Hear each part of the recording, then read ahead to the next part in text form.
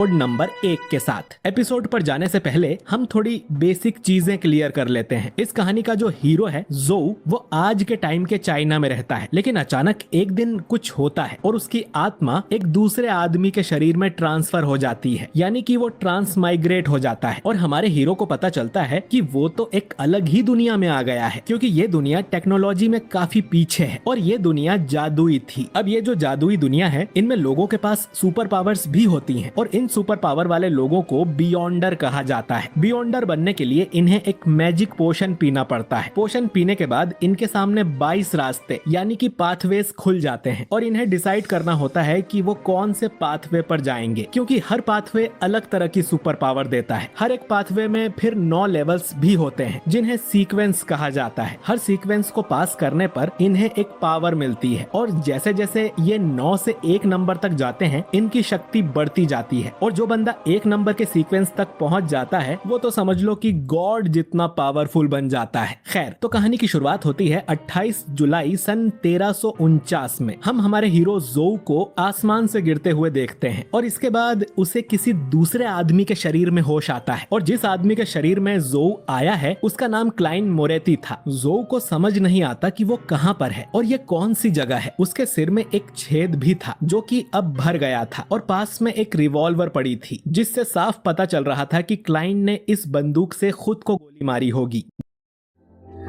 How many stars are in the galaxy?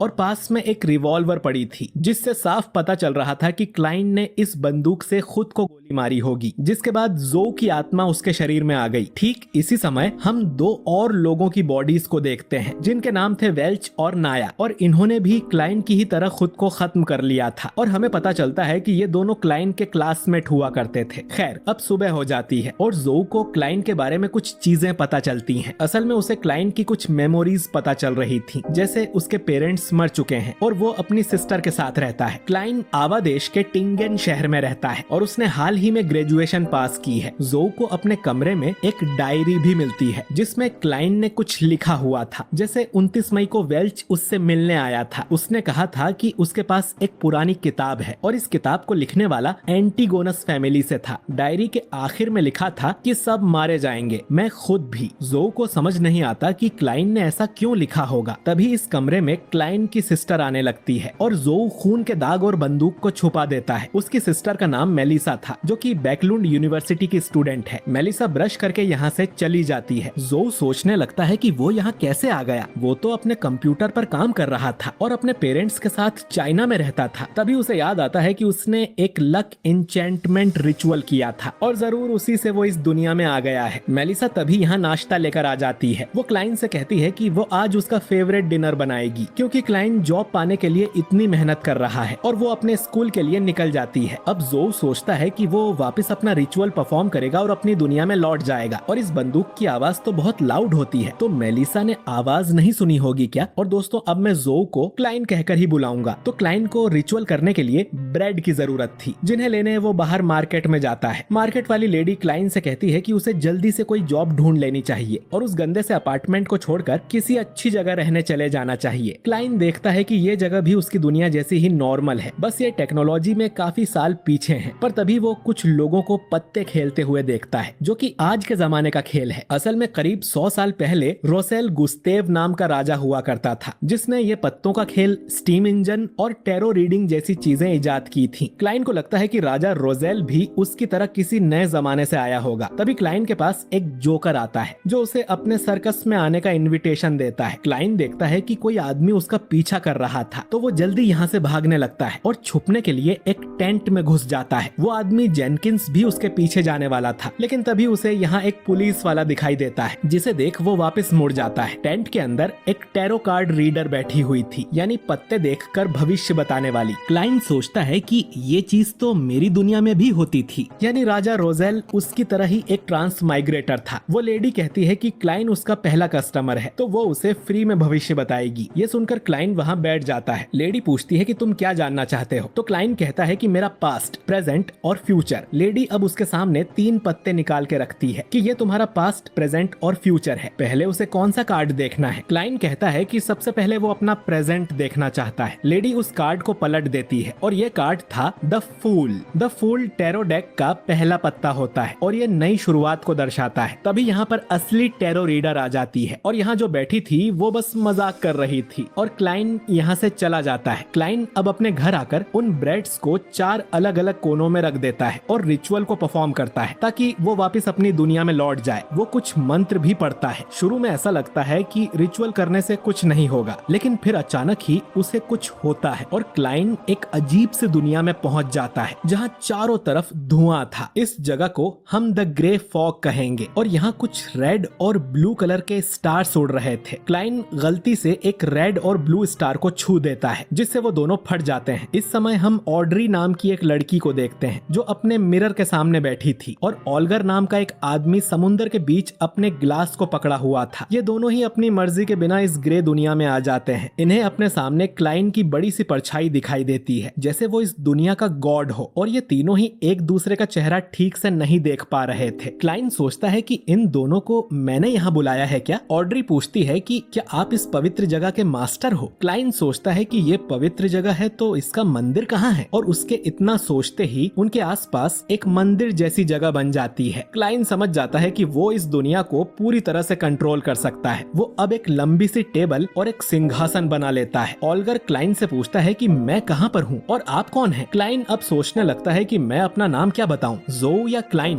और फिर वो सिंहासन पर बैठे हुए इन्हें अपना एक नकली नाम बताता है कि तुम लोग मुझे बुलाओगे द फूल के नाम से, जो कि उस टैरो कार्ड का नाम था। ऑड्री पूछती है कि मिस्टर फूल, आपने हमें यहाँ क्यों बुलाया है और क्या हम घर जा सकते हैं? क्लाइन कहता है कि तुम चाहो तो मैं तुम्हें वापस घर भेज दूंगा। वो लड़की इस जादुई जगह को देखकर काफी एक्साइटेड हो गई थी। वो क्लाइन से पूछती है कि मैं बियॉन्डर कैसे बन सकती हूँ? अब क्लाइन को तो बियॉन्डर के बारे में कुछ भी नहीं पता था, तो वो बोलता है कि इस सवाल का जवाब तुम्हारे सामने बैठा आदमी देगा। ऑल्गर बोलता है कि तुम जरूर लियोन किंगडम से होंगी, तो बियॉन्डर बनने के लिए तुम्हें एवरनाइट गॉडेस के चर्च को ज्वाइन करना होगा या लॉर्ड ऑफ स्टॉर्म के या किसी दूसरे चर्च को। वैसे बियॉन्डर बनना इतना आसान नहीं है, पर बियॉन्डर सच में होते हैं और वो बढ़ती हुई डार्कनेस से लड़ते रहते हैं। ऑड्री पूछती है कि चर्च के अलावा और कोई रास्ता है क्या? तो ऑल्गर कहता है कि फिर रॉयल फैमिली के पास जाओ या तो मिलेनियम नोबिलिटी के। ऑड्री कहती है कि कोई और तरीका? अब ऑल्गर बताता है कि असल में उसके पास 2 सीक्वेंस 9 के पोशन रखे हुए हैं, एक सेलर सीक्वेंस का और दूसरा स्पेक्टेटर सीक्वेंस का, जिन्हें पीकर वो बियॉन्डर बन सकती है। क्लाइन समझ जाता है कि यहाँ सुपर पावर्स की बात हो रही है और सीक्वेंस उस पावर का लेवल होगा। उसका ट्रांसमाइग्रेशन और इस ग्रे वर्ल्ड में आना भी किसी बियॉन्डर का काम है क्या? ऑड्री कहती है कि उसने इस आदमी के साथ एक डील कर ली है, वो उसे एक पोशन देगा और बदले में ऑड्री भी उसे कुछ सामान देगी और वो चाहती है कि क्लाइन ऐसी मीटिंग्स और करे। ऑल्गर भी कहता है कि मिस्टर फूल, आपकी पावर हमारी सोच से भी परे है, तो मीटिंग में छोटी मोटी चीजें हम दोनों ही संभाल लिया करेंगे। ऑल्गर सोचता है कि इस तरह की मीटिंग्स में वो और भी डील्स कर पाएगा। अब क्लाइन सोचता है कि ऐसी मीटिंग्स करके उसे इस दुनिया के बारे में और भी जानकारी मिलेगी और वो जल्दी अपने घर जाने का रास्ता ढूंढ पाएगा। क्लाइन कहता है कि ठीक है, हम हर मंडे को 3 बजे मीटिंग किया करेंगे। ऑड्री कहती है कि फिर हम लोगों को भी अपने कोड नेम्स रख लेने चाहिए क्योंकि हम यहाँ अपने असली नाम यूज नहीं करेंगे। अब क्योंकि क्लाइन ने अपना नाम टैरो कार्ड पे रखा था, तो ये दोनों भी अपने कोड नेम्स टैरो कार्ड्स पर ही रख लेते हैं। ऑड्री का कोड नेम है जस्टिस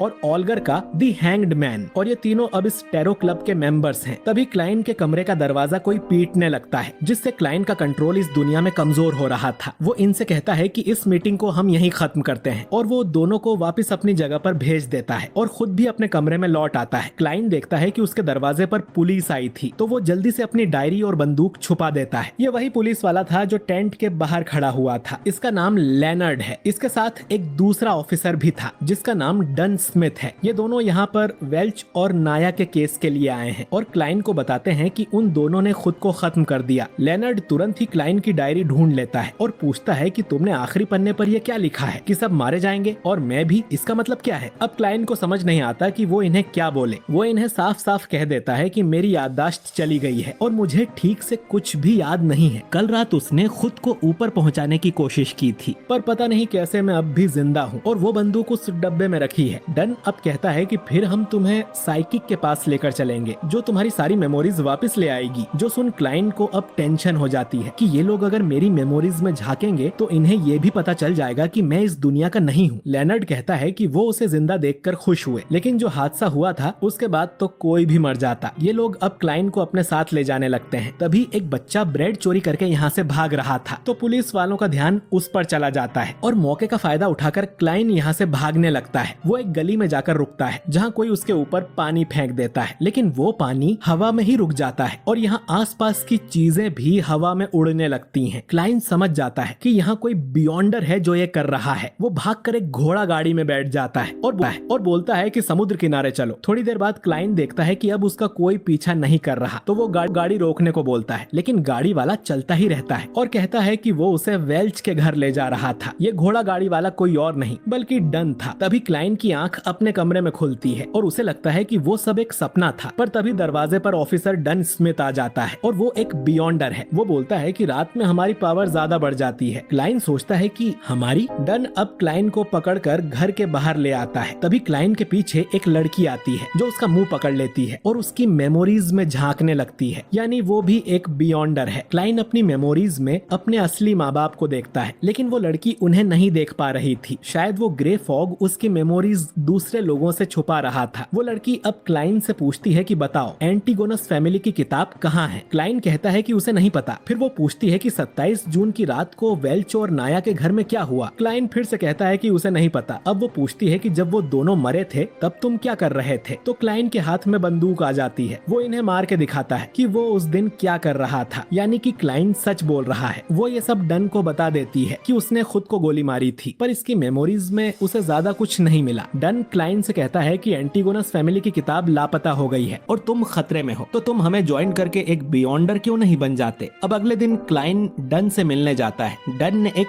एड्रेस दिया था जो कि हाउंड पब का था। अब क्लाइंट सोचता है कि उसे नाइट हॉक्स को ज्वाइन कर लेना चाहिए। ऐसा करने पर वो सेफ भी रहेगा और उसे इस जादुई दुनिया के बारे में और भी चीजें पता चलेंगी। क्लाइंट हाउंड पब के अंदर जाता है और देखता है कि यहाँ तो एक पिंजरे में 2 कुत्तों को बंद किया हुआ था और लोग सट्टा लगा रहे थे। क्लाइंट यहाँ पर राइट नाम के आदमी से मिलता है और उसे बताता है कि मुझे डन स्मिथ ने यहाँ का पता दिया था। ये सुनकर वो आदमी क्लाइंट को एक एलिवेटर में भेज देता है, जिससे क्लाइंट नाइट हॉक के ऑफिस में पहुंच जाता है। यहाँ फ्रंट डेस्क पर रोजन नाम की क्लर्क बैठी हुई थी, जिसे क्लाइंट बताता है कि उसे डन स्मिथ ने बुलाया है। रोजन अब क्लाइंट को अपने साथ चलने को बोलती है। रास्ते में क्लाइंट कुछ बियॉन्डर्स से भी मिलता है, जैसे लेनर्ड, रॉयल, फ्राई और कैनली। रोजन अब क्लाइंट को आगे से राइट जाने को बोलती है। वहीं डन का ऑफिस है। क्लाइंट पूछता है कि वो उसके साथ नहीं चलेगी क्या, तो रोजन कहती है कि उसे डन से डर लगता है। वो बहुत ही अच्छे और केयरिंग है, उसके फादर की तरह। क्लाइंट बोलता है कि अपने फादर से डरना कौन सी बड़ी बात है। खैर, क्लाइंट के सामने एक बड़ा सा दरवाजा आता है जिसका नाम चाइनीज गेट है। इसके बाजू वाले कमरे में डन स्मिथ बैठा हुआ था। डन अब क्लाइंट को एक पेपर साइन करने को बोलता है जिस पर लिखा था स्पेशल ऑपरेशन डिपार्टमेंट, आवा country police, 7th unit. Client पूछता है कि मुझे लगा आप ब्लैक थॉर्न सिक्योरिटी कंपनी के लिए काम करते हैं, जिस पर डन बताता है कि वो एक नकली नाम है। असल में ये लोग चर्च ऑफ एवरनाइट गॉडेस के लिए काम करते हैं और जब भी कोई सुपरनैचुरल क्राइम होता है तो ये लोग ही उसे सॉल्व करने जाते हैं और इन्हें नाइट हॉक कहा जाता है और अब से क्लाइंट भी उनमें से एक है। क्लाइंट बोलता है कि फिर मैं आपको कैप्टन कहकर बुलाऊंगा। डन अब क्लाइंट को चेतावनी भी देता है क्योंकि एक बियॉन्डर बनने में बहुत खतरा होता है। वो क्लाइंट को एक कमरे में ले जाता है जहाँ ढेर सारे लोगों के नाम लिखे हुए थे। डन बताता है कि ये सब लोग वो हैं जो नाइट हॉक में काम करते थे और मारे गए। ज्यादातर लोग अपना कंट्रोल खो बैठे थे। डन अब पूछता है कि तुम्हें मिथ ऑफ क्रिएशन के बारे में कितना पता है, तो क्लाइंट बताता है कि सबसे पहले ईश्वर यानी क्रिएटर ने जन्म लिया। उसने रोशनी की पहली किरण बनाई और फिर पूरे संसार को बनाया। उसकी एक आंख सूरज बनी और दूसरी आंख क्रिम्सन मून और उसके शरीर से ये धरती और तारे बने। डन कहता है कि हम सबको ये कहानी पता है। खैर, इंसान कुछ रहस्यमय इंग्रेडिएंट्स को मिलाकर पोशंस बनाता है जिन्हें पीने से हमें पाथवेज की पावर मिलती है। क्लाइंट सोचता है कि पाथवेज के बारे में तो ग्रे फॉग वाले आदमी ने भी बताया था कि पूरे 22 पाथवेज होते हैं। डन स्मिथ कहता है कि हमारे पास 4 पाथवेज के पोशन रखे हुए हैं। अब जैसा कि मैंने बताया कि हर पाथवे सीक्वेंस 9 से शुरू होता है, तो इनके पास 4 सीक्वेंस 9 के पोशन रखे हुए थे। पहले का नाम है स्लीपलेस, जो कि डार्कनेस पाथवे का पोशन है। द कॉर्प्स कलेक्टर, जो कि डेथ पाथवे का पोशन है। मिस्ट्री प्रायर, जो कि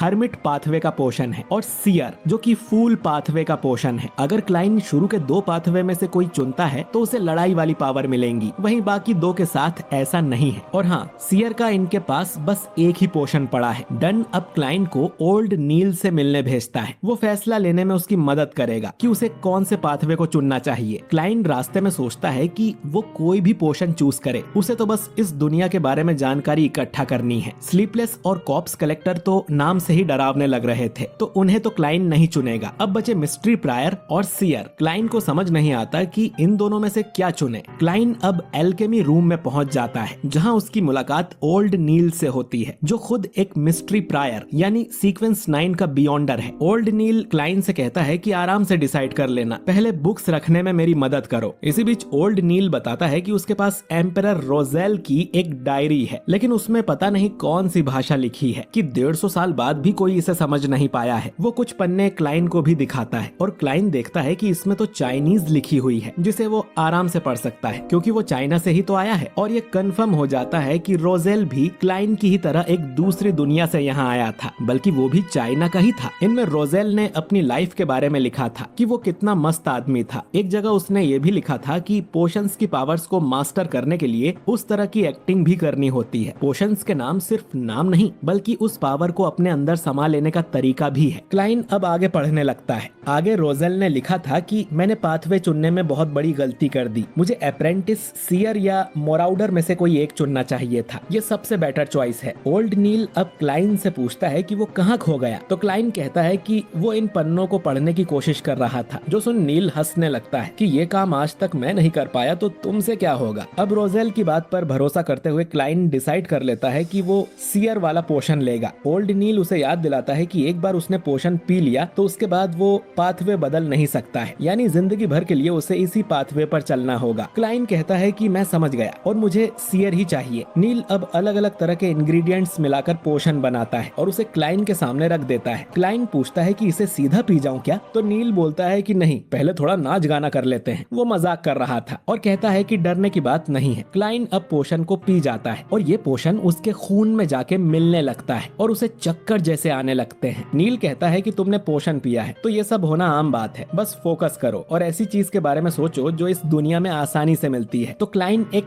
हैट के बारे में सोचता है। नील कहता है कि शाबाश, अब कोई ऐसी चीज के बारे में सोचो जो इस दुनिया में है ही नहीं। तो क्लाइन सीधा एक परमाणु मिसाइल के बारे में ही सोच लेता है, जो उसकी दुनिया में तो थी पर इस दुनिया में होने का सवाल ही नहीं है। वो एरोप्लेन और एस्ट्रोनॉट के बारे में भी सोचता है। नील उससे कहता है कि अपने माइंड को कंट्रोल करो और क्लाइन अपनी आंखें खोल लेता है और इसी के साथ क्लाइन अब एक बियॉन्डर बन चुका है, जिसका सीक्वेंस है 9 द सियर। लेकिन उसे सब कुछ कलरफुल दिख रहा था। नील कहता है कि ये स्पिरिट विजन है। वो अब लोगों का ऑरा पढ़ सकता है और देखकर ही बता सकता है कि उनकी हेल्थ कैसी है। उसे नील के पीछे 2 आंखें भी दिखती हैं। तो नील कहता है कि उनकी चिंता मत करो। क्लाइन को अब एक आत्मा जैसी चीज भी दिखाई देती है जो कि गायब हो जाती है। अब क्लाइन का सिर दुखने लगता है तो नील कहता है कि अपनी पावर ज्यादा यूज करने पर ऐसा होता है और उसे चक्कर भी आ सकते हैं। लेनर्ड जब पोशन पीकर बियॉन्डर बना था तो वो सीढ़ियों से फिसलकर गिर गया था। वो अपने सिर पे डबल टैप करके अपने स्पिरिट विजन को बंद या चालू कर सकता है। क्लाइन ऐसा ही करता है और उसकी आंखें नॉर्मल हो जाती हैं। नील कहता है कि स्पिरिट विजन के अलावा वो और भी तरह का मैजिक कर सकता है। पर आज की क्लास यहीं खत्म करते हैं। वो क्लाइन को कुछ डीमन हंटिंग बुलेट भी देता है। क्लाइन इसके बाद डन के पास जाता है। डन बताता है कि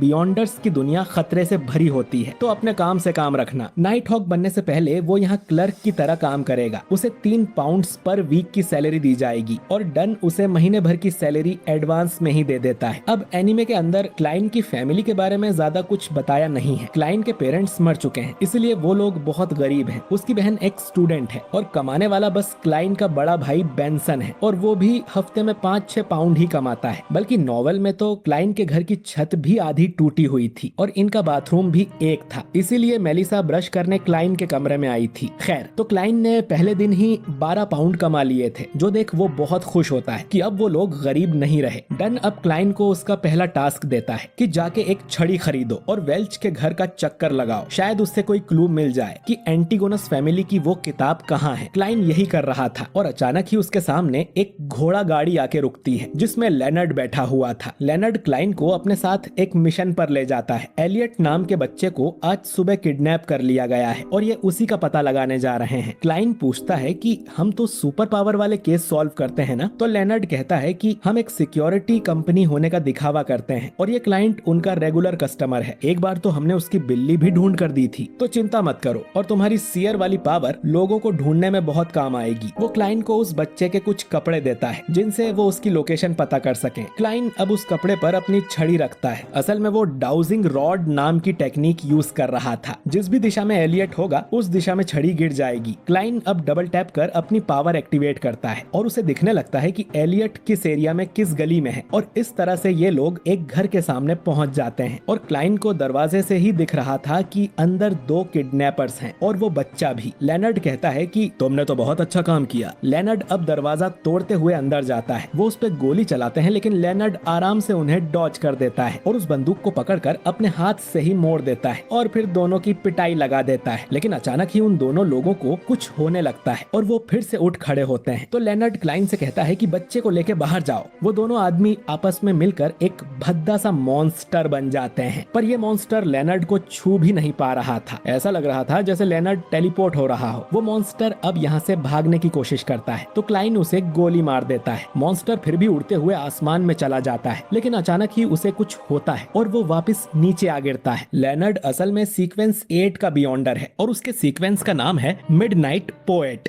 यानी कि वो लोरी गाकर किसी को सुला भी सकता है, और उसने इस मॉन्स्टर के साथ ठीक यही किया है। अब क्लाइंट को अचानक ही कुछ होने लगता है और उसे महसूस होता है कि ओरिजिनल क्लाइंट पहले भी इस घर में आ चुका है। खैर, बच्चे को वापस उसकी फैमिली के पास लौटा दिया जाता है। रही बात कि ये किडनैपर्स मॉन्स्टर कैसे बन गए थे, तो इन्होंने पोशन पी लिया था। अब कोई भी मुंह उठा के बियॉन्डर नहीं बन सकता है, इसीलिए इनके साथ साइड इफेक्ट हो गया और ये लोग ऐसे मॉन्स्टर बन गए थे। खैर, लेनर्ड कहता है कि उसे क्लाइंट के साथ काम करने में मजा आया, उसमें कुछ तो खास बात है। क्लाइंट अब यहाँ से चला जाता है और लेनर्ड किसी से पूछता है कि तुम्हें ये कैसा लगा, और जवाब देता है कि ठीक कहा, मुझे भी ये स्पेशल नहीं लगा। और हम देखते हैं कि वो अपनी शैडो से बात कर रहा था। अब ये क्या चक्कर है ये हम आगे जानेंगे। इधर क्लाइंट अब अपने घर जाता है और सोचता है कि मेलिसा ये सुनकर बहुत खुश हो जाएगी कि मेरी जॉब लग गई है। लेकिन क्लाइंट वापस उसी किडनैपर वाले घर में पहुंच जाता है। वो अब एक दरवाजे को खोलता है और उसके सामने एक डायरी रखी हुई थी जिसके आखिरी पन्ने पर लिखा था कि सब मारे जाएंगे, मैं भी। इसके बाद क्लाइंट के नीचे द फूल वाला कार्ड भी आता है और हमें किसी की स्माइल भी देखने को मिलती है। जिसके बाद क्लाइंट अपने कमरे में जाग जाता है। वो सपना देख रहा था और उसे पता चल गया है कि किडनैपर वाले घर में एंटीगोनस फैमिली की नोटबुक का क्लू है। खैर, इसके बाद हम देखते हैं कि क्लाइंट ने अपनी सैलरी से एक बहुत ही बढ़िया घर ले लिया है जहां उनका बड़ा भाई बेंसन भी आता है और ये तीनों अब से यहीं रहने वाले हैं। ये देख बेंसन की आंखों में आंसू आ जाते हैं। क्लाइंट इनके लिए खाना भी बनाता है। बेंसन क्लाइंट के लिए गिफ्ट भी लाया था जिसमें एक सूट था, क्योंकि क्लाइंट की अब जॉब लग गई है तो उसे यही पहनकर जाना चाहिए। क्लाइंट इन्हें सूट पहनकर दिखाता है। बेंसन उसके सिर पे हाथ रखता है और एक पल के लिए क्लाइंट को अपने असली पेरेंट्स याद आ जाते हैं। फिर ये तीनों क्लाइंट की नई जॉब और अपने नए घर के लिए सेलिब्रेट करने लगते हैं। ब्लैकथॉर्न सिक्योरिटी कंपनी में, जहां डन स्मिथ एक आदमी से पूछताछ कर रहा था। ये आदमी वही है जो पहले एपिसोड में क्लाइंट का पीछा कर रहा था और इसका नाम जेनकिंस है। डन अपनी बियॉन्डर वाली पावर का इस्तेमाल करके जेनकिंस के सपने में झांकता है और उसे पता चलता है कि एंटीगोनस फैमिली की किताब इसके पास थी, लेकिन इसने वो किसी और को बेच दी। लेनर्ड उसकी गर्दन के पीछे एक सिंबल भी देखता है और समझ जाता है कि ये आदमी सीक्रेट ऑर्डर के लिए काम करता है। अभी के लिए समझ लो कि सीक्रेट ऑर्डर बुरे लोगों का ग्रुप है। खैर,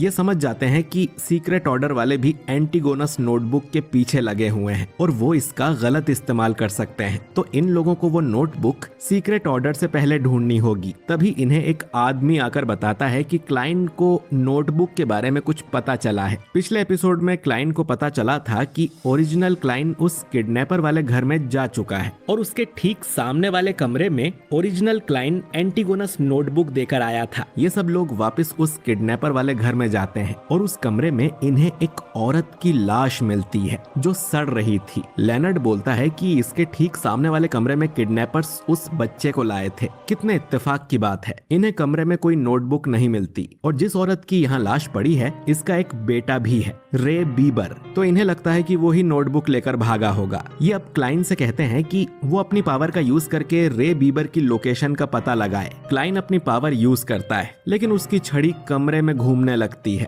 और वो क्लाइंट को ही मारने की कोशिश करती है, लेकिन डन उसे पकड़ लेता है और बोलता है कि कोई दूसरी शक्ति क्लाइंट के काम में टांग अड़ा रही है, तो इन्हें किसी दूसरे तरीके से रे बीबर की लोकेशन पता करनी होगी। इसके बाद हम डन और क्लाइन को चाइनीज गेट के सामने देखते हैं, जहां डन क्लाइन के नए सूट की तारीफ करता है और उसे एक पेंडुलम भी देता है जो कि उसकी पावर यूज करने में हेल्प करेगा। डन बताता है कि होली कैथेड्रल से उन्हें परमिशन मिल गई है कि वो ग्रेड 2 का सील्ड आर्टिफैक्ट यूज कर सकते हैं। दोस्तों, सील्ड आर्टिफैक्ट्स पावरफुल आइटम होते हैं जिन्हें बियॉन्डर किसी टूल की तरह यूज कर सकते हैं, और इस आर्टिफैक्ट का यूज ये लोग रे बीबर को ढूंढने में करने वाले थे। ये आर्टिफैक्ट बैकलैंड वाले ऑफिस में था और वहां से इनके शहर टिंगेन लाया जा रहा था। बैकलैंड से 3 लोग उस आर्टिफैक्ट को लेकर आते हैं जिनके नाम थे बोर्गिया और हार्सन। ये दोनों सीक्वेंस 7 और 8 के बियॉन्डर्स हैं। इनके साथ डेली नाम की एक लड़की भी थी जो सीक्वेंस 7 की बियॉन्डर है। डेली से क्लाइन एपिसोड 1 में भी मिला था जब वो उसके माइंड में झांकने आई थी। हार्सन बोलता है कि हमारा मिशन बहुत खतरनाक है, इसमें हमें सीयर वाले बियॉन्डर को नहीं ले चलना चाहिए क्योंकि इसके पास लड़ने की कोई पावर नहीं है। जो आर्टिफैक्ट ये लोग लेकर आए थे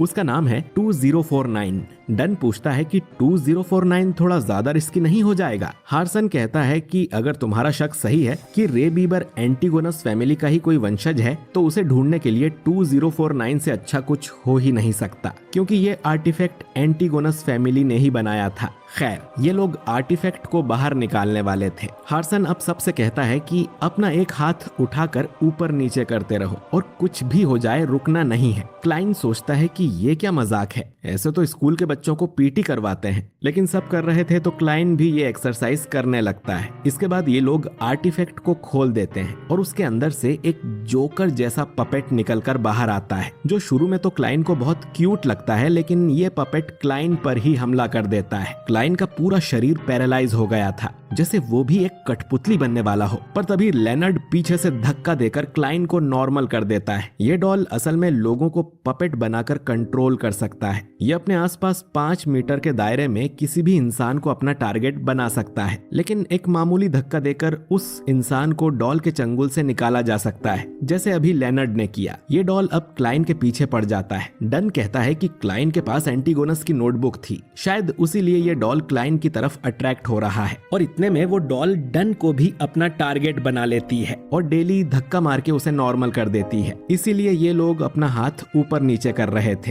ताकि अगर ये डॉल किसी को कंट्रोल करने की कोशिश करे तो बाकी लोगों को पता चल जाए और वो धक्का मार के उसे बचा लें। लेनर्ड अब डॉल के सामने रे बीबर का कोट पटक देता है, जिसे देख ये डॉल गुस्सा हो जाता है और ये बात कंफर्म हो जाती है कि रे बीबर एंटीगोनस फैमिली का वंशज है और ये उसकी लोकेशन तक इन्हें ले जा सकता है। ये लोग अब बाहर निकल जाते हैं और बाहर भी ये लोग अपना हाथ ऊपर नीचे कर रहे थे, जिससे क्लाइन को बहुत शर्म आ रही थी। दूसरी तरफ रे बीबर को हम एक पुराने से वेयर हाउस में देखते हैं, जहां वो एंटीगोनस नोटबुक की पावर को अपने अंदर एब्जॉर्ब करने की कोशिश कर रहा था, जिसके लिए वो एक रिचुअल भी परफॉर्म करता है और नोटबुक को अपने पेट के अंदर समा लेता है। लेकिन कुछ गड़बड़ हो जाती है और वो एक मॉन्स्टर जैसा बनने लगता है। तभी यहाँ पर एक जोकर आता है और इसे भी हमने पहले एपिसोड में देखा था। ये जोकर भी सीक्रेट ऑर्डर का हिस्सा है और यहाँ नोटबुक लेने आया था, पर वो नोटबुक तो रे बीबर ने अपने पेट में डाल ली थी। तभी वो देखता है कि डन और बाकी नाइट हॉक्स भी यहाँ आ गए हैं, जिन्हें देखकर ये जोकर खुश हो जाता है। डन और बाकी लोग यहाँ उस डॉल के जरिए आए थे। क्लाइन अपनी पावर का इस्तेमाल कर बताता है कि उस वेयर हाउस में कुछ तो खतरनाक है। तभी उसका दरवाजा खुलता है और उसमें से एक बड़ा मॉन्स्टर बाहर आता है, जो कि रे बीबर ही था। अब क्लाइन को छोड़कर बाकी सब बियॉन्डर उससे लड़ने लगते हैं।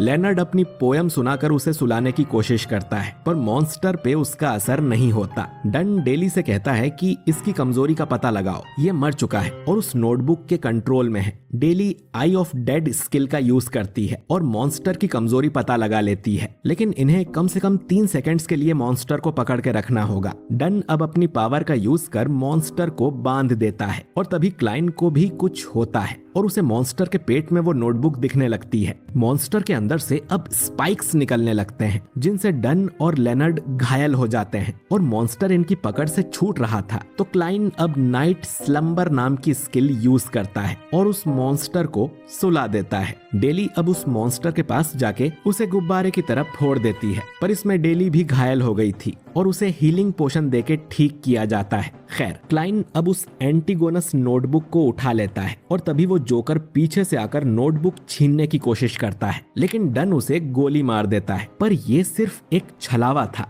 डन क्लाइन से कहता है कि नोटबुक को छुपा लो और 2049 के पास बिल्कुल मत जाना। ये जोकर सीक्वेंस 7 का बियॉन्डर था, यानी वो इन सबसे ज्यादा स्ट्रॉन्ग था। वो अकेला ही इन सब पे भारी पड़ने लगता है और ये फाइट सीन कमाल का था। वो बिल्कुल किसी सर्कस के जोकर की तरह कलाबाजियां दिखा रहा था और कोई अटैक उसे छू भी नहीं पा रहा था। लेकिन क्लाइन की गोली उसके पेट में लग जाती है, पर वो जोकर उस घाव को अपने पेट से अपने हाथ में ट्रांसफर कर लेता है। इसके बाद वो सबको चकमा देते हुए 2049 का बॉक्स खोलकर उसे आजाद कर देता है, जो बाहर आते ही सबको फ्रीज कर देता है और उन्हें पपेट बनाने लगता है। वैसे तो वो एक साथ 2 लोगों को ही कंट्रोल कर सकता है, लेकिन एंटीगोनस नोटबुक की वजह से उसकी पावर और भी बढ़ गई थी। क्लाइन सोचता है कि उसे कोई एक्सटर्नल फोर्स चाहिए जो उसे आजाद कर सके। वो अब अपने रिचुअल वाले मंत्र पढ़कर ग्रे फॉग वाली दुनिया में चला जाता है, जिससे वो पपेट के कंट्रोल से बाहर आ गया था। क्लाइन अब वापस असली दुनिया में जाता है और ऐसा नाटक करता है कि वो तो अब भी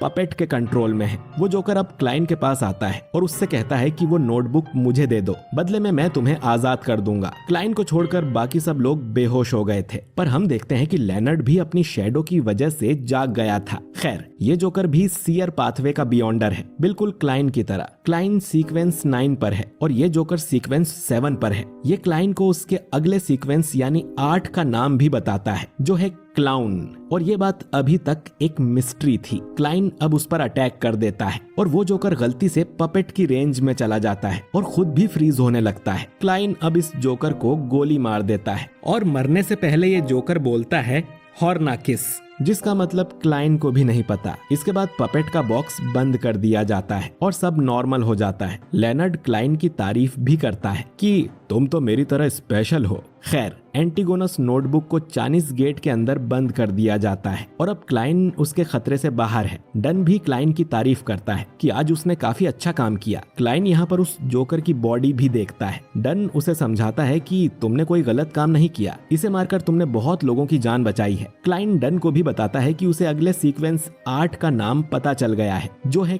क्लाउन। अगले दिन हार्सन 2049 को लेकर वापस बैकलैंड जाने लगता है और वो भी क्लाइन की तारीफ करता है कि एक सीक्वेंस 9 होकर भी उसने सीक्वेंस 7 वाले को हरा दिया और उसने क्लाइन से अच्छा सीयर आज तक नहीं देखा। खैर, ये लोग यहाँ से चले जाते हैं और डन क्लाइन को भी घर जाके आराम करने को बोलता है। क्लाइन को तभी महसूस होता है कि उसका पोषण डाइजेस्ट हो गया है, जबकि नॉर्मली एक पोषण को डाइजेस्ट करने में 1-2 साल भी लग जाते हैं। क्लाइन को जानना था कि हॉर्नाकिस शब्द का मतलब क्या है, तो वो अपनी यूनिवर्सिटी के एक हिस्ट्री टीचर से मिलने जाता है, जिसका नाम मिस्टर एजिक है। एजिक बोलता है कि उसे भी इस शब्द के बारे में ज्यादा कुछ नहीं पता है। क्लाइन ने एजिक को नहीं बताया था कि वो एक बियॉन्डर बन गया है और एजिक उसे समझाता है कि वो थोड़ा संभल कर रहे। क्लाइन यहाँ से चला जाता है और हम देखते हैं कि एजिक कोई मामूली टीचर नहीं है। उसके शैडो में से एक स्केलेटन बाहर निकल कर आता है। थोड़ा रिवीजन कर लेते हैं। क्लाइन, वेल्च और नाया तीनों क्लासमेट्स थे। इनके पास एंटीगोनस फैमिली की नोटबुक आती है, जिसके अंदर शैतानी पावर है। ये पावर इन तीनों को करप्ट कर देती है, जिससे ये तीनों परलोक सिधार जाते हैं। वहीं आज के चाइना में जोउ नाम का लड़का था। वो अपने घर में लक एन्चेंटमेंट नाम का रिचुअल कर रहा था और उसके साथ कुछ तो होता है, जिससे वो क्लाइन के मरते ही उसके शरीर में आ जाता है। जोउ अब इस दुनिया में क्लाइन बन के ही रहने लगता है, ताकि अपनी दुनिया में वापस जाने का तरीका ढूंढ सके। अब एपिसोड 4 की शुरुआत में हम एक अनजान आदमी को देखते हैं, जिसे अपने मास्टर से डांट पड़ रही थी, जिसे ये आदमी ओरेकल कह के बुला रहा था। और ये दोनों ऑरोरा ऑर्डर के मेंबर्स हैं। अभी के लिए समझ लो कि ये बुरे लोगों का ग्रुप है और ये ट्रू क्रिएटर नामक गॉड की पूजा करते हैं। ये आदमी बोलता है कि एंटीगोनस फैमिली की किताब बहुत रहस्यमयी है। वो हमारे हाथों में बस एक नॉर्मल नोटबुक की तरह है, इसीलिए हमने 3 बकरे ढूंढे और उन्हें वो नोटबुक पकड़ा दी ताकि वो उसे इन्वेस्टिगेट कर सकें। और ये 3 बकरे थे क्लाइन, वेल्च और नाया। ओरेकल कहता है कि पर वो तीनों बकरे मारे गए और एंटीगोनस नोटबुक अब नाइट हॉक्स के हाथों लग गई है। तुम जैसे गधों के कारण हमारे मास्टर की वापसी में देरी हो रही है। ओरेकल अब कुछ करता है, जिससे ये आदमी अपने ही हाथ की 2 उंगलियां खा जाता है। ये आदमी बोलता है कि एक बकरा क्लाइन अब भी जिंदा बंदा है, उसी ने वो नोटबुक नाइट हॉक्स को दी है। उसे जरूर नोटबुक में कुछ मिला होगा। मैं जल्द ही क्लाइन को पकड़कर उससे नोटबुक वापस ले लूंगा। ओरेकल अब इस आदमी को एक आखिरी मौका दे देता है। दूसरी तरफ हम क्लाइन को बैकथॉर्न सिक्योरिटी कंपनी में देखते हैं, जहां वो ओल्ड नील से मिलने आया था। ओल्ड नील आज उसे रिचुअलिस्टिक मैजिक करना सिखाएगा। छोटे बियॉन्डर्स को रिचुअल करने के लिए कुछ सामान की जरूरत पड़ती है, जैसे कि मोमबत्ती और बाकी सामग्री, जिन्हें पहले से रेडी कर लेना चाहिए। इसके बाद इन्हें प्रेयर या मंत्र बोलने होते हैं। ओल्ड नील अब एक रिचुअल मैजिक करके दिखाने लगता है, लेकिन उससे पहले वो एक वॉल ऑफ स्पिरिचुअलिटी बना लेता है ताकि बाहर से कोई उनके रिचुअल में टांग ना अड़ाए। ओल्ड नील कहता है कि रिचुअल मैजिक में एक बात हमेशा याद रखना, किसी अनजान एंटिटी से कांटेक्ट करने की कोशिश मत करना, वरना तुम अंधकार की तरफ खींचे चले जाओगे, जहां तुम्हारी मौत खड़ी होगी। क्लाइन को लगता है कि अपने लक इंचेंटमेंट रिचुअल के दौरान उसने जरूर किसी एंटिटी से संपर्क कर लिया होगा और उसी कारण से वो इस दुनिया में ट्रांसफर हो गया। ओल्ड नील अब रिचुअल शुरू करता है और एवरनाइट गॉडेस से प्रे करने लगता है और उनसे कहता है कि मुझे 30 पाउंड दे दो ताकि मैं अपना उधार चुका सकूं। ये सुन क्लाइन चौंक जाता है कि ये जादू का इस्तेमाल करके पैसे मांग रहा है। दोनों अब बाहर आ जाते हैं और क्लाइन को समझ नहीं आता कि नील को पैसे कहां से मिलेंगे, जिस पर नील कहता है कि एवरनाइट गॉडेस पर भरोसा रखो। तभी उसे अपने सामने एक वॉलेट पड़ा हुआ मिलता है जिसमें ढेर सारे पैसे थे। क्लाइन सोचता है कि ये किसी और के पैसे रखने वाला है क्या। तभी एक घोड़ा गाड़ी इनके पास आती है और उसमें बैठा आदमी कहता है कि ये मेरा वॉलेट है। नील ईमानदारी से उसका वॉलेट लौटा देता है और वो आदमी नील की ईमानदारी से खुश होकर उसे 30 पाउंड इनाम में दे देता है। यानी नील ने जो रिचुअल में मांगा था वो उसे मिल गया। वो क्लाइन से बोलता है कि देखा जादू की ताकत। क्लाइन मन में कहता है कि घंटा जादू की ताकत। नील अब क्लाइन से कहता है कि हम मिस्ट्री प्रायर का तो ये नारा है, अपनी मर्जी का करो लेकिन किसी को नुकसान मत पहुंचाओ। क्लाइन अब अपने घर जाने लगता है और सोचता है कि रोजेल ने अपनी डायरी में लिखा था कि पोशन को जल्दी डाइजेस्ट करना है तो एक्टिंग करो। यानी अगर किसी सीक्वेंस का नाम है गधा तो उस बियॉन्डर को गधा होने की एक्टिंग करनी है। इससे उसका पोशन जल्दी डाइजेस्ट होगा और उसका दिमाग भी करप्ट नहीं होगा। अब क्लाइन का सीक्वेंस है सियर। सियर का मतलब होता है भविष्य देखने वाला। फॉर्च्यून टेलर को भी भविष्य बताने वाला कहा जाता है, लेकिन फॉर्च्यून टेलर को भविष्य देखने के लिए किसी चीज की जरूरत होती है, जैसे पत्ते या बॉल या तोता। लेकिन सियर उसे कहते हैं जो सीधा इंसान को देखकर उसका भविष्य बता दे। तभी क्लाइन के सामने एक लड़की आती है जो पूछती है कि क्या क्लाइन उनके डिविनेशन क्लब को ज्वाइन करना चाहेगा। डिविनेशन का मतलब होता है वो जादू टोना जिसे करने से फ्यूचर के बारे में या किसी अनजान चीज के बारे में पता लगाया जाता है। क्लाइन अंदर जाके एक फॉर्च्यून टेलर ग्लासेस से मिलता है जो पत्ते देखकर बताता है कि जिस जगह क्लाइन वापस जाना चाहता है वहां जाने में उसे काफी समय लगने वाला है। यानी क्लाइन अपनी दुनिया में वापस तो लौटेगा लेकिन उसमें काफी टाइम लग सकता है। क्लाइन अब सोचता है कि उसे भी यहाँ काम पे लग जाना चाहिए, इससे वो एक भविष्य बताने वाले की तरह एक्टिंग कर सकेगा। ग्लासेस बार बार खांस रहा था तो क्लाइन अपने स्पिरिट विजन को चालू करता है और बोलता है कि तुम्हें जल्द ही किसी डॉक्टर से मिलना चाहिए, तुम्हारे फेफड़े ठीक नहीं है। ग्लासेस पूछता है कि तुम कोई डॉक्टर हो क्या, तो क्लाइन बोलता है कि नहीं, मैं एक सीयर हूँ। इसी के साथ क्लाइन भी इस क्लब का मेंबर बन जाता है। रिसेप्शन वाली लड़की कहती है कि मिस्टर विंसेंट ने कहा था उनके यहाँ कोई कमाल का सीयर आने वाला है, लगता है तुम वही हो। विंसेंट इनके क्लब का सबसे बेस्ट फॉर्च्यून टेलर है। विंसेंट इस समय अपनी क्लास ले रहे हैं जिसमें वो मैजिक मिरर के बारे में पढ़ा रहे होंगे। विंसेंट अपनी क्लास में बताता है कि मिरर किसी रहस्यमय दुनिया के लिए दरवाजे का काम भी कर सकते हैं और मिरर वाला जादू करते समय हम 7 ऑर्थोडॉक्स गॉड्स को प्रे करते हैं। इस दुनिया में मेनली 7 देवता हैं। क्लाइन बाहर ही खड़ा था और वो देखता है कि विंसेंट एक लाल बालों वाली स्टूडेंट को एक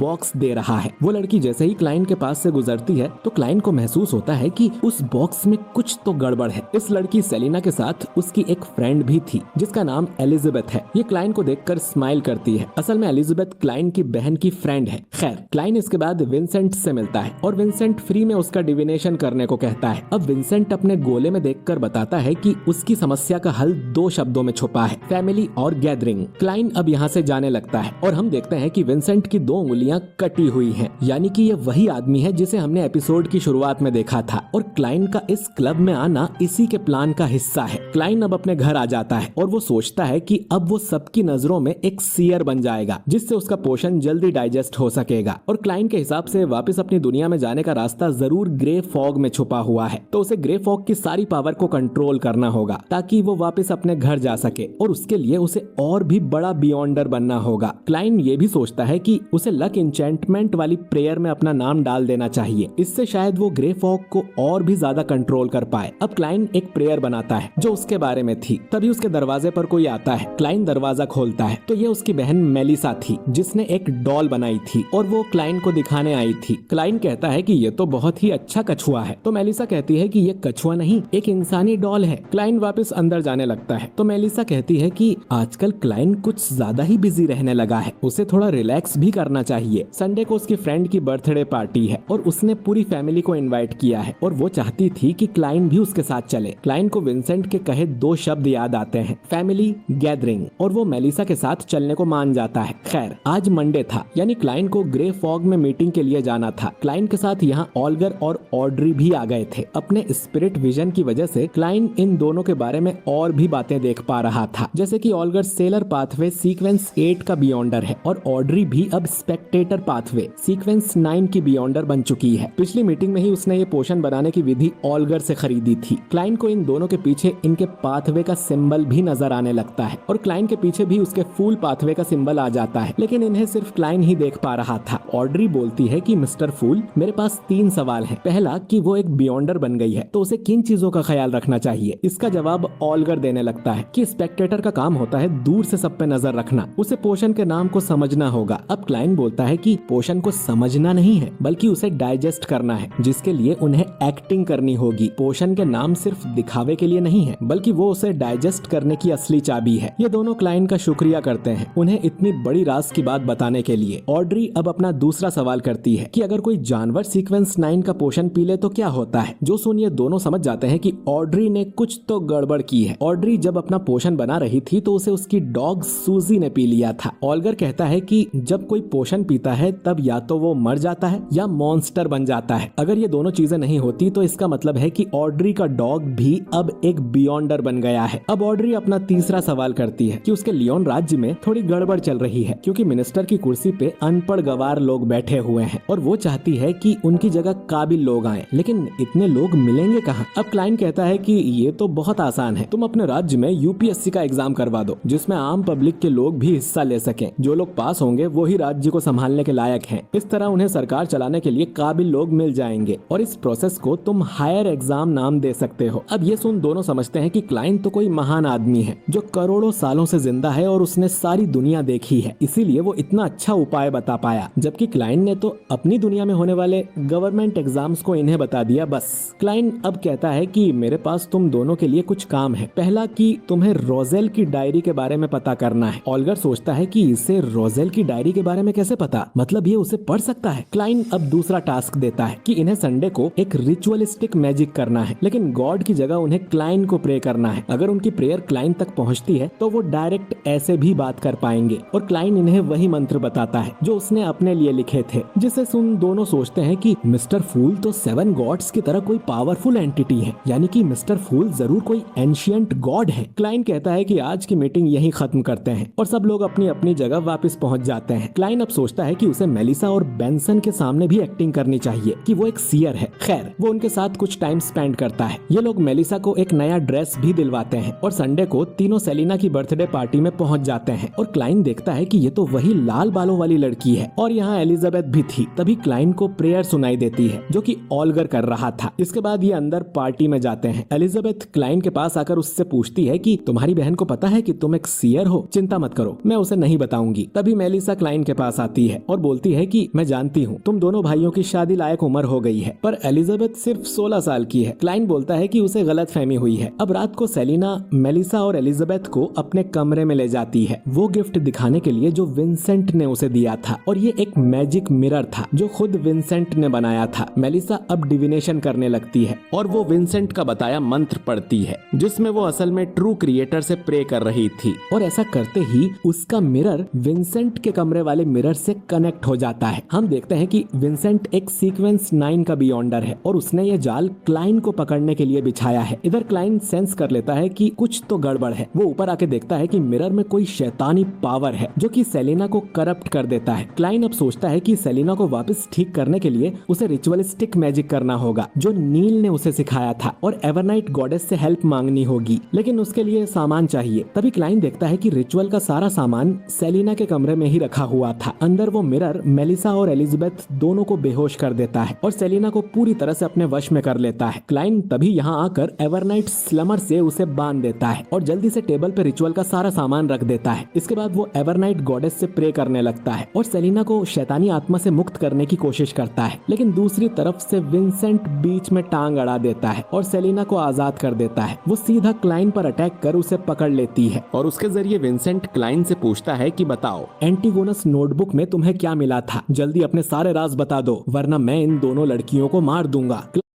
हाथ उखाड़ के मिरर में डाल देता है, लेकिन क्लाइन तुरंत ही एवरनाइट गॉडेस से प्रे करके रिचुअल को पूरा कर देता है और उनसे मांग करता है कि वो सेलिना को बुरी शक्तियों से आजाद कर दे। इससे सेलिना वापस ठीक होने लगती है और क्लाइन उस मैजिक मिरर को गोली मार के फोड़ देता है, जिससे उसका पूरा असर खत्म हो जाता है। क्लाइन चेक करता है कि मेलिसा ठीक थी और वो फैसला करता है कि उसे अपनी बियॉन्डर वाली बात मेलिसा और बेंसन से छुपा के ही रखनी चाहिए, क्योंकि वो अपनी फैमिली को खतरे में नहीं डालना चाहता। इधर विंसेंट का प्लान फेल हो गया था, तो उससे वही ओरेकल मिस्टर जी मिलने आता है और विंसेंट को खत्म कर देता है। अब क्लाइन डन को जाके ये सब बताता है कि वो मैजिक मिरर विंसेंट ने सेलिना को दिया था और जरूर वो भी किसी इविल ऑर्डर के लिए काम करता है। ये दोनों उसके घर जाते हैं तो इन्हें उसकी बॉडी मिलती है और मिरर के टुकड़ों पर क्लाइन ट्रू क्रिएटर नाम भी पढ़ लेता है। डन अब विंसेंट के सपने में झांकने की कोशिश करता है और वो एक अजीब सी जगह पहुंच जाता है जहां वो उस इविल गॉड ट्रू क्रिएटर की छवि को देखता है, जिसे देख डन के होश उड़ जाते हैं।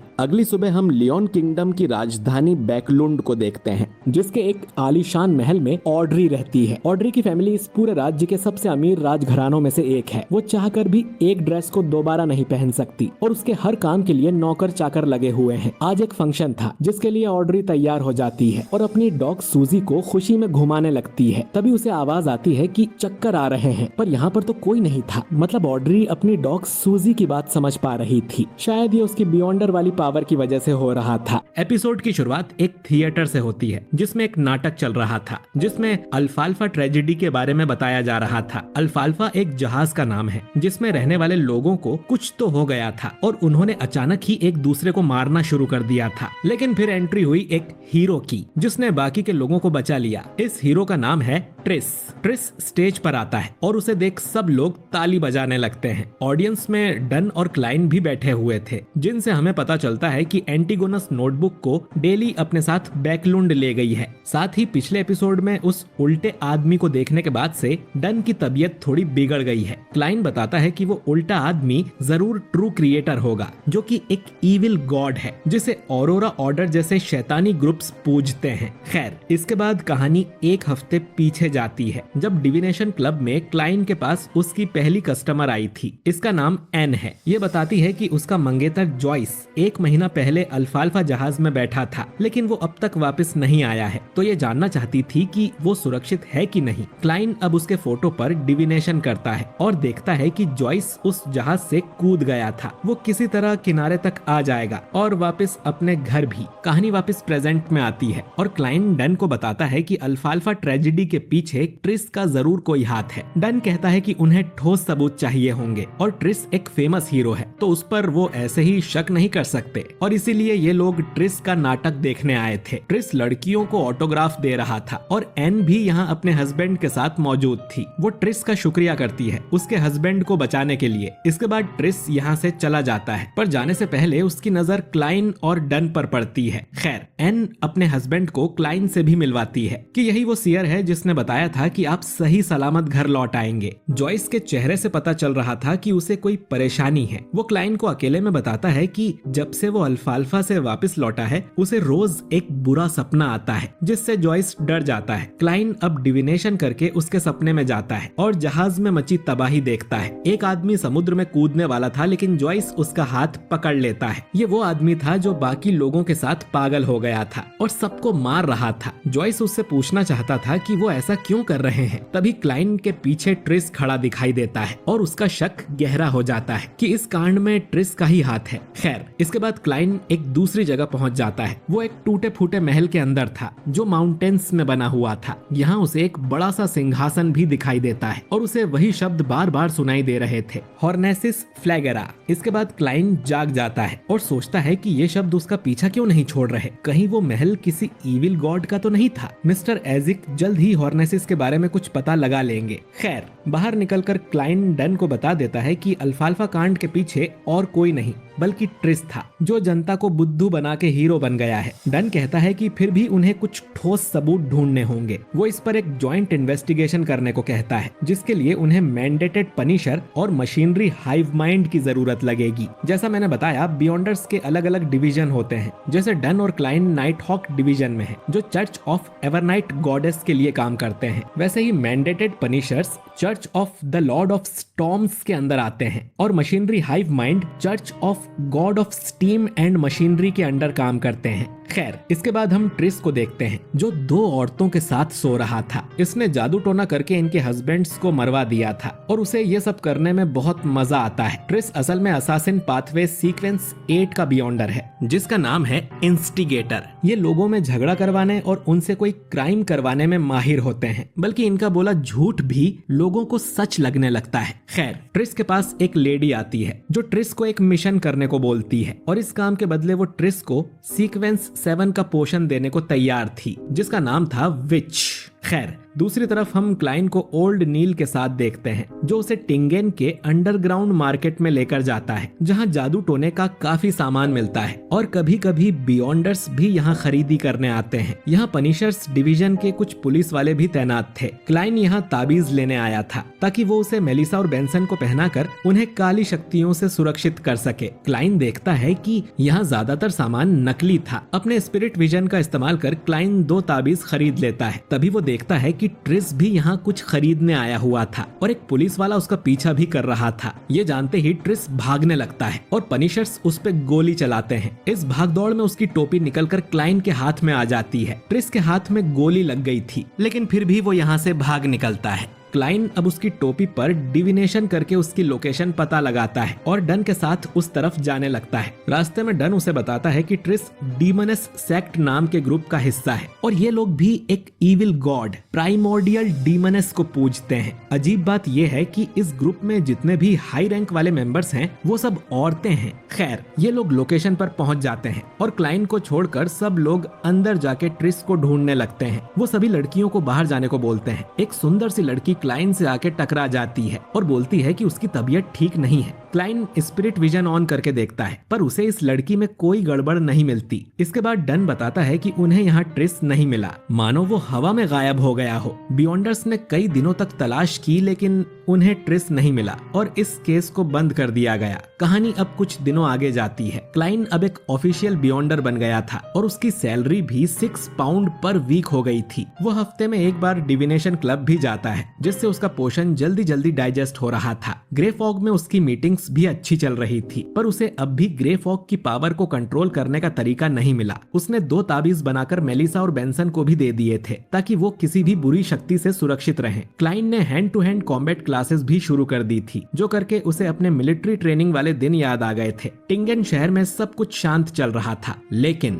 अब एक दिन लेनर्ड क्लाइन के पास आता है। पुलिस हेडक्वार्टर्स से इन्हें पता लगा है कि पिछले 2 हफ्तों में शहर में कुछ ज्यादा ही डेथ्स हो रही थी। मरने वालों की संख्या 5 गुना से बढ़ गई थी और इस मामले में जांच करने की जिम्मेदारी नाइट हॉक, पनिशर्स और हाइव माइंड को दी जाती है। लोगों की बहुत ही अजीब तरह से मौत हो रही थी। इनमें ज्यादातर लोग मजदूर थे जो गरीब थे या तो उन्हें कोई बीमारी थी। क्लाइन की मदर भी ऐसे ही एक बीमारी से मर गई थी, जिसके बाद से बेंसन ने कड़ी मेहनत करके अपने भाई बहन को पाला था। क्लाइन अब डिविनेशन करके पता लगाता है कि इन डेथ्स के पीछे एक लड़की का हाथ है। डन को शक था कि ट्रिस किसी लड़की बियॉन्डर के साथ मिलकर ये सब कर रहा है। क्लाइन को अब एक क्लू मिलता है और मानो कि लेनर्ड ने उसका दिमाग पढ़ लिया हो और वो सबको बताता है कि मुझे और क्लाइन को एक क्लू मिला है। क्लाइन अब बोलता है कि इन सब डेथ्स में एक चीज कॉमन है कि आज नहीं तो कल ये लोग वैसे भी मरने ही वाले थे, लेकिन किसी ने जानबूझकर उन्हें टाइम से पहले मार दिया। यानी जरूर उन पे किसी ने काला जादू किया था ताकि उनकी बची हुई लाइफ कुर्बान करके वो किसी शैतान को समन कर सके, या वो कोई और बड़ा रिचुअल कर रहे होंगे। लेनर्ड फिर क्लाइन से कहता है कि हमारी सोच कितनी मिलती है, हम दोनों तो इस कहानी के हीरो हैं। हम दोनों के पास कुछ राज हैं और जब तक तुम नाइट हॉक्स के लिए कोई खतरा नहीं बनते तुम मेरे दोस्त हो। डन कहता है कि वो जरूर लाइफ थेफ्ट नाम का रिचुअल कर रहे हैं, हमें जल्दी उनके अल्टर को ढूंढकर इस रिचुअल को रोकना होगा। क्लाइन अब डिविनेशन करके अल्टर की लोकेशन पता लगा लेता है और डन, लेनर्ड और फ्राई के साथ उस जगह पहुंच जाता है। फिर वो लड़की बियॉन्डर को ढूंढने लगते हैं, लेकिन वो खुद को गायब कर लेती है और फ्राई को पीछे से जाके चाकू मार देती है। लेकिन वो तो बस सपने के अंदर थी जो डन उसे दिखा रहा था। लेनर्ड अब उस पे अटैक करने जाता है, लेकिन वो अपना हाथ काट कर सपने से बाहर आ जाती है। डन क्लाइन से कहता है कि वो इस लड़ाई से दूर रहे। क्लाइन सोचता है कि डन, फ्राई और लेनर्ड मिलकर भी इस लड़की को नहीं संभाल पा रहे, यानी कि ये लड़की जरूर सीक्वेंस 7 की बियॉन्डर होगी। वो लड़की अब अल्टर पे जाके प्राइमोर्डियल डीमनेस से प्रे करने लगती है, जिससे वहां से कई सारे भूत पिशाच निकलकर भागते हैं। एक भूत तो फ्राई को जकड़ भी लेता है। डन अब घर के अंदर जाता है, लेकिन वो लड़की इन सब को चकमा देकर यहाँ से भाग जाती है। वो लेनर्ड पर काला जादू करके एक कर्स भी लगा देती है, लेकिन कर्स के असर से पहले ही लेनर्ड अपना इलाज कर लेता है और आखिर में वो लड़की डीमनेस की मूर्ति के साथ यहाँ से गायब हो जाती है। ये लड़की सीक्वेंस 7 विच की बियॉन्डर थी। क्लाइन अब घर में जाके डिविनेशन करता है और उस लड़की की शक्ल देखता है जो उसे जानी पहचानी लग रही थी। ये वही सुंदर लड़की थी जो उस दिन क्लाइन से टकराई थी और अब जाके इन्हें पता चलता है कि ट्रिस ही ये लड़की था। तो जैसा हमें पता है कि ट्रिस के हाथ असासिन पाथवे का सीक्वेंस 7 का पोशन लग गया था। अब जो भी ये वाला पोशन पीता है वो मर्द से औरत बन जाता है। तो उस दिन ट्रिस ने सीक्वेंस 7 का पोशन पिया और लड़की बनकर इनकी आंखों के सामने से निकल गया और इसीलिए डीमनेस सेक्ट के ज्यादातर मेंबर्स औरत होते हैं, क्योंकि वो लोग सीक्वेंस 7 के बियॉन्डर होंगे, यानी एक टाइम पे वो सब भी मर्द हुआ करते थे। खैर, ट्रिस अब लड़की बन चुका है और अब से उसका नाम ट्रिसी होगा। ट्रिसी को हम एक ट्रेन के अंदर देखते हैं जहाँ सारे मर्द उसकी सुंदरता पे मोहित हो रहे थे। वो अपने मुंह में सिगरेट डालती है और वैसे ही लोग उसके लिए लाइटर आगे कर देते हैं। शायद लड़की बनकर ट्रिस को इतना भी बुरा नहीं लग रहा था। एपिसोड की शुरुआत एजिक से होती है, जो कि अपने खून से दीवार पर किसी तरह की ड्राइंग बना रहा था। ये ड्राइंग किसी कैसल की लग रही थी, जिसके बाद हम एजिक की शैडो को किसी मॉन्स्टर की तरह ट्रांसफॉर्म होते भी देखते हैं। दूसरी तरफ हम क्लाइन, डन और फ्राई को देखते हैं जो कि लामुड कैसल की तरफ जा रहे थे। आज एलिजाबेथ क्लाइन के पास आई थी। उसे रोज ही बुरे सपने आ रहे थे। जब से वो लामुड से लौटी है तब से ऐसा हो रहा था। क्लाइन ने उसके सपने में देखा तो उसे एक पुराना सा कैसल नजर आया और एक नाइट का रैथ भी। दोस्तों, रैथ का मतलब भूत पिशाच ही होता है और इसकी वजह से ही एलिजाबेथ को नाइटमेयर्स आ रहे थे। तो उस पिशाच को खत्म करने ही ये लोग इस कैसल के पास आए हैं। फ्राई बताता है कि इस कैसल में सच में एक पिशाच है और उसे मारने के लिए ये लोग अपने साथ एक आर्टिफैक्ट भी लेकर आए थे, जिसका नाम है the mutated sun sacred emblem.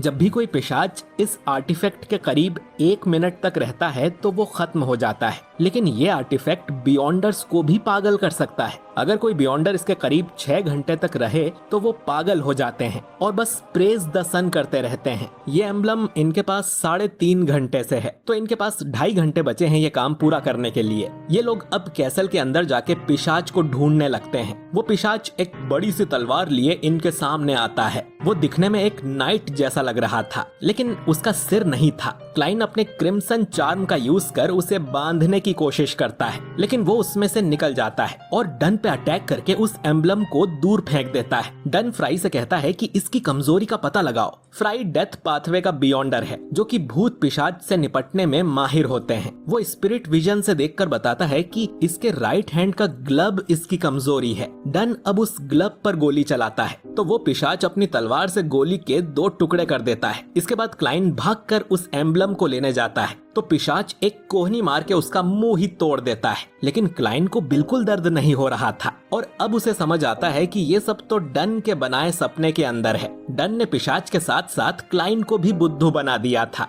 और एम्बलम अब भी उसके हाथ में ही है। वो पिशाच डन के सिर पे अटैक करता है, लेकिन डन बोलता है कि 1 मिनट हो चुके हैं और एम्बलम की शक्ति उस पिशाच को खत्म कर देती है। अगर थोड़ा भी टाइम इधर उधर होता तो डन के 2 टुकड़े हो जाते, लेकिन डन तो बिना डरे वहीं खड़ा रहा और इस डन स्मिथ को देखकर मुझे एरविन स्मिथ की याद आ गई। खैर, अच्छा है ये एम्बलम अपने साथ लाए थे, वरना तो ये पिशाच इनकी बैंड बजा देता। फ्राई बताता है कि इस तरह के पिशाच सैकड़ों साल पुराने होते हैं। इन कैसल्स के बारे में कई किस्से कहानियां हैं, लेकिन उनमें पिशाच का जिक्र कभी नहीं हुआ, यानी कि ये पिशाच थोड़े समय पहले ही जागा था। इन्हें यहाँ एक पेंटिंग भी मिलती है जो करीब 1000 साल पुरानी थी, शायद 4th ईपॉक से। दोस्तों, ईपॉक का मतलब युग होता है। जैसे हमारे यहाँ 4 युग माने जाते हैं और अभी कलयुग चल रहा है, लेकिन एलोटियम के युग ज्यादा बड़े नहीं होते, ये बस 1-2 हजार साल जितने ही चलते हैं। तो इन्हें युग से ज्यादा एक हिस्ट्री एरा कहना बेहतर होगा। एलोटियम में 5th ईपॉक चल रहा है, जिसमें इंसान ने टेक्नोलॉजी में तरक्की करना शुरू कर दिया है। खैर, ये पेंटिंग इस कैसल के मास्टर की लग रही थी।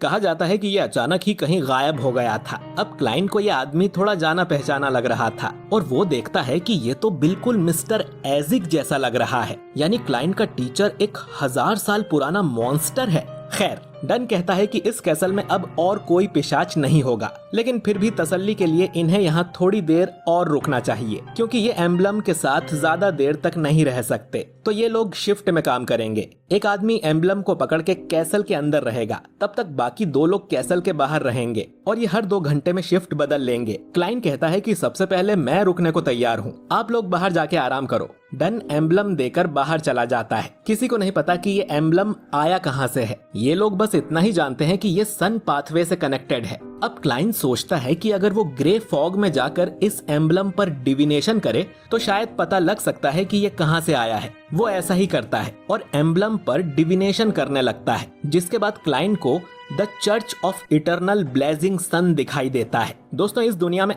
8 तरह के देवता हैं और उनको पूजे लिक्विड